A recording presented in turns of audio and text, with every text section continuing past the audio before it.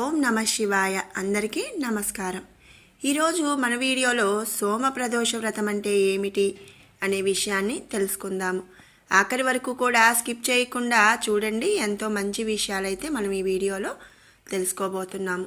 అలాగే first time మన channel ఎవరైనా చూస్తుంటే కనుక సబ్స్క్రైబ్ చేసుకోండి. అలాగే ఈ వీడియోకి లైక్ చేయటం కూడా మర్చిపోమాకండి.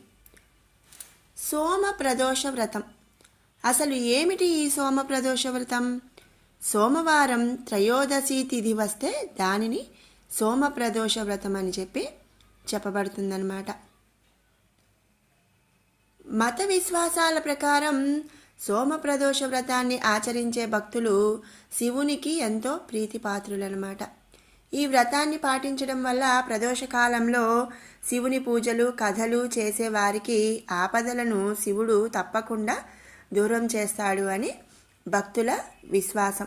ప్రదోష వ్రత కథ అసలు ఏమిటి? ఈ ప్రదోష వ్రత కథ అంటే అన్ని ప్రదోష వ్రతాలలో కూడా సోమ ప్రదోష వ్రతానికి ఎక్కువ ప్రాధాన్యత ఉంటుందన్నమాట. మత విశ్వాసాల ప్రకారం ప్రతి నెల త్రయోదశి రోజున ప్రదోష కాలంలో అంటే సాయంత్రం ప్రదోష వ్రతాన్ని పూజిస్తారు. ప్రదోష సమయంలో కైలాస పర్వతంలోని రజత్ భవన్లో మహాదేవుడు ఈ సమయంలో నృత్యం చేస్తారని మరియు దేవతలు అతని గుణాలను మెచ్చుకుంటారని భక్తుల నమ్మకం. అటువంటి పరిస్థితులలో ఎవరైతే ఈ వ్రతాన్ని ఆచరిస్తారో భోలేనాథ్ అనుగ్రహంతో వారు కోరుకున్న కోరికలన్నీ నెరవేరుతాయని చెప్తుంటారు. ఇక సోమవారం నాడు ఈ ప్రదోష వ్రతాన్ని ఆచరించడం ద్వారా ప్రదోషకాలంలో శివుడిని పూజించే భక్తుల పాపాలను శివుడు నాశనం చేస్తాడని, మరి సోమ ప్రదోష వ్రత కథలో ఉన్నట్లుగా శివుడిని ఆరాధించే భక్తుడికి ఉత్తమ స్థానం మరియు సంతోషం లభిస్తాయని కూడా నమ్ముతారు. సోమ ప్రదోష వ్రత కథ ప్రకారం ఒక నగరంలో ఒక బ్రాహ్మణుడు ఉండేవాడట. ఆమె భర్త చనిపోయాడు. అతనికి ఇప్పుడు ఆశ్రయం లేదు. కాబట్టి ఉదయం పుట్టిన వెంటనే కొడుకుతో కలిసి భిక్షాటనకు వెళ్ళేది. భిక్షాటన చేస్తూ తన కొడుకును పోషించేది. ఒకరోజు బ్రాహ్మణుడు ఇంటికి తిరిగి వస్తుండగా గాయపడిన స్థితిలో ఒక బాలుడు మూలుగుతూ కనిపించాడు. ఇక ఆ బ్రాహ్మణ స్త్రీ జాలితో అతనిని ఆమె ఇంటికి తీసుకువచ్చాడు. ఆ బాలుడు విదర్భ యువరాజు. శత్రు సైనికులు అతని రాజ్యంపై దండెత్తారు. అతని తండ్రిని బందీగా పట్టుకొని రాజ్యాన్ని తన ఆధీనంలోకి తీసుకున్నారు. కాబట్టి అతను అక్కడ మరియు ఇక్కడ తిరుగుతున్నాడు.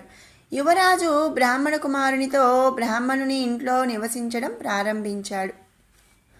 అప్పుడు ఒకరోజు అంశుమతి అనే గంధర్వ యువతి యువరాజును చూసి అతనితో ప్రేమలో పడింది.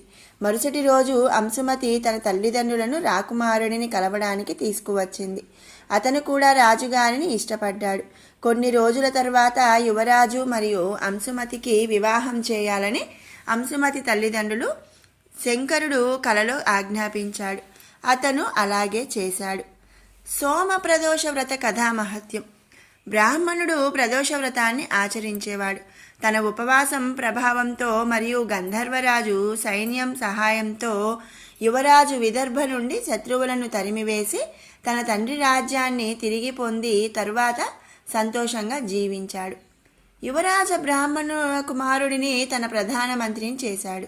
బ్రాహ్మణుల ప్రదోష వ్రతం యొక్క గొప్పతనం ద్వారా యువరాజు మరియు బ్రాహ్మణ కుమారుడు రోజులు ఎలా మారతాయో అదేవిధంగా శంకర కూడా తన ఇతర భక్తుల రోజులను మారుస్తాడు. కావున సోమ ప్రదోష వ్రతాన్ని ఆచరించే భక్తులందరూ ఈ కథను తప్పక చదవండి లేదా వినండి. సోమ ప్రదోషం రోజున భోలేనాథ్లోని అభిషేకం రుద్రాభిషేకం ప్రత్యేక ప్రాముఖ్యత ఉంది. ఈ రోజున భోలేనాథ్ని నిజమైన హృదయంతో పూజించడం వల్ల ఆశించిన ఫలితాలు కూడా లభిస్తాయి.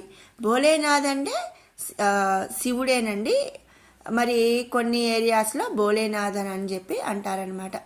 అబ్బాయి లేదా అమ్మాయి వివాహాలలో అడ్డంకులు తొలగిపోతాయి. సంతానం కలగాలని కోరుకునేవారు ఈ రోజున పంచగవ్యతో మహాదేవుని అభిషేకం చేయాలి.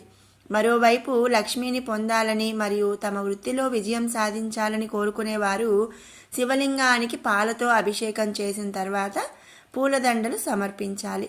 ఇలా చేయటం వల్ల ఆ పరమశివుడు చాలా సంతోషిస్తాడని నమ్ముతారు. మరి తెలుసుకున్నాం కదండి సోమప్రదోష వ్రత కథా మహత్యం. మీరందరూ కూడా రేపటి సోమప్రదోష వ్రతం ఆచరించి మీ కోరికలను నెరవేర్చుకుంటారని, ఆ శివుని యొక్క మరి అనుగ్రహానికి పాత్రులు అవుతారని ఆశిస్తున్నాను. మీకు ఈ వీడియో నచ్చినట్టయితే లైక్ చేయండి, షేర్ చేయండి. అలాగే ఇలాంటి మరిన్ని అప్డేట్స్ కోసం మన ఛానల్ని అయితే సబ్స్క్రైబ్ చేసుకోండి. Thanks for watching. ఓం నమః శివాయ.